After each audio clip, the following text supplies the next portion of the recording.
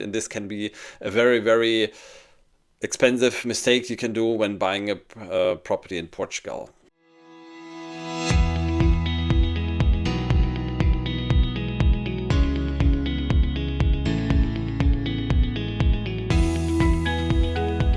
Bom dia, gente. This is Frederick from Pearls of Portugal. Buying a property in Portugal has become very popular in the last couple of years, and it also makes sense. It's an attractive market. It's a safe process also. It's a market that is regulated. But of course, you can also commit really detrimental mistakes when buying a property. So here are the 10 mistakes you should avoid when buying a property in Portugal. Mistake number 1, signing a reservation agreement with the real estate agent. The Portuguese process has 2 documents that are relevant. The first one is the Contrato Promessa, the CPCV. It's a reservation contract, the official reservation contract that exists in the Portuguese market that regulates the purchase, that is also, again, regulated by law. And the other one is the deed, the scritura. Many people sign a private reservation agreement, which is a huge mistake you can do, because in most cases it says you commit yourself, making an offer, and if the offer accepted, you promise to buy it, and you also have to leave a deposit.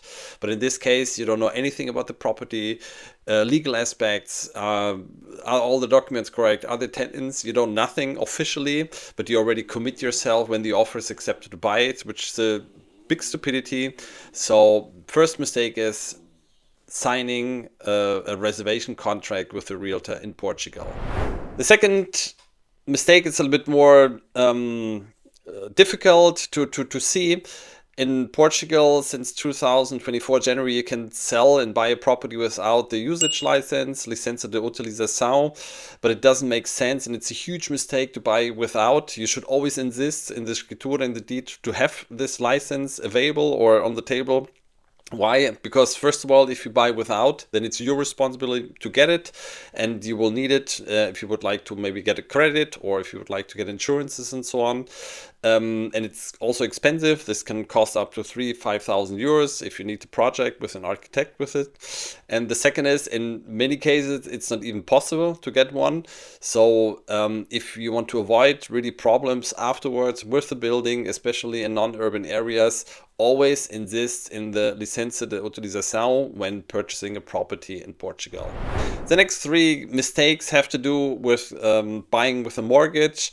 The first one is you should always check your credit line before. You can contact a broker to check how much can you borrow, what is your credit line, do you have all the documents. If you search for property first and you engage in negotiations and then start checking the documents, you definitely will risk maybe losing it, because this takes some time, sometimes 4 to 8 weeks, and this will be a period where you risk losing the property that you looked for.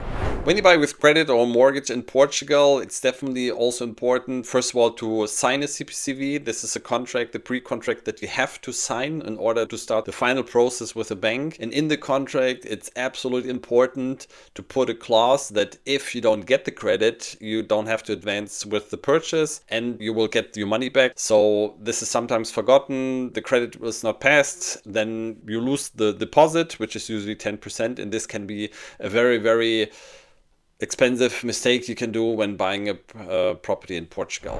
And the third advice or mistake you can do is, even if you do a CPCV and put a clause, it's very important that you give also the bank enough time.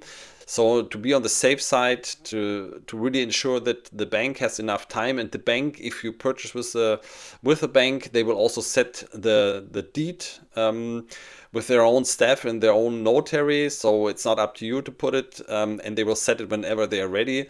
So it's very important. Don't do the mistake in putting a timeline that is way too short. Set at least 3 months, or talk to the bank how much time they will need. But I think 3 months, it's really the best timeline to purchase a property with mortgage in Portugal.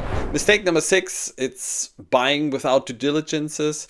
And there are 3 types of due diligence you have to do. The first one is the legal due diligence, to really check all the documents. Is everything is okay? Are all the documents there? Are they up to date? Are there any tenants? Are there other legal aspects that should be considered also within the contracts and the documents of the property? The second one is to do a house inspection. How's the quality of the property, electricity, water system, system and so on. And the third is to check if all the parts of the properties were legally built. This is not a lawyer's aspect, but it's an architect who can check this for you based on the so-called PDM, the land registry, construction possibilities. And only after having checked the 3 dimensions of a due diligence, you should proceed with the purchase. Otherwise, you really risk making a big mistake. In most cases, everything is okay, but still, this can be very expensive when buying a property in Portugal. The mistake number 7 has a little bit to do with the number 6, the due diligence. And I don't mean this personally, but you cannot really trust just the information that you are giving by the seller and the realtor. They don't know everything. In most cases, they will always give you a positive feedback. Can you construct here? Of course. Can I do a allogement local? Of course. You definitely have to check. You cannot trust what the seller and the realtor tell you. That's a huge mistake. Mistake number 8. The wrong negotiation or not negotiating at all. In some cultures, it's not so common to negotiate, or by law, you make an offer, it's accepted or not. In Portugal, you negotiate the property. So you make an offer, and by the way, you will not always get a positive feedback. So you will be told, okay, there were some other offers. There were already offers like this declined. Make an offer. It takes some time, maybe 1 week, maybe 2 weeks. We definitely help also with this because we offer a buyer agent service. Definitely engage in negotiations, find out what the real price is or the prices are in this region. If you make a really stupid offer, they will even also not get back to you. So that's also something that you should consider. But don't buy without negotiation in Portugal. Important. Mistake number 9. If you do a house inspection, you definitely have to do it before you sign any contract. It's a mistake to, for example, do the inspection after signing the pre-contract, the CPCV. Why? A house inspection report will never be yes or no. It's not black and white. It will give you feedback about the property itself. So even if you don't like the report, it's very difficult to put this into a contract. What is the basis for not advancing with the contract? So if you want to do due diligence in terms of a house inspection, you definitely have to do this house inspection before. It's very fast, it takes a day. So big mistake is to sign anything and then engage in a house inspection, because it's not easy to put it in the contract. And if you didn't put it in the contract, there is no legal basis not to go forward based on a negative house inspection. Mistake number 10, which doesn't really have to do with the purchase itself, but with the aftermath or the selling later on with the property. When you sell the property later on, and if, for example, if you buy it for 400,000 and sell it for 500,000, you have to pay taxes on the profit you made, the 100,000. You can deduct a lot of costs, renovation costs from this, the cost for realtors, every cost that you needed for the investment, you can deduct. It's very important, first of all, to check all the bills that you receive along the process and make sure that they are adequate later on to deduct the profit that you made on the property.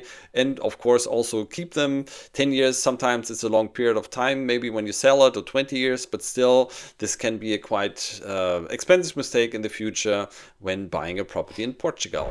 These were the mistakes you should avoid. If you have more questions, please get in contact with us. If you like the video, please follow us and like the video, give it a thumb up.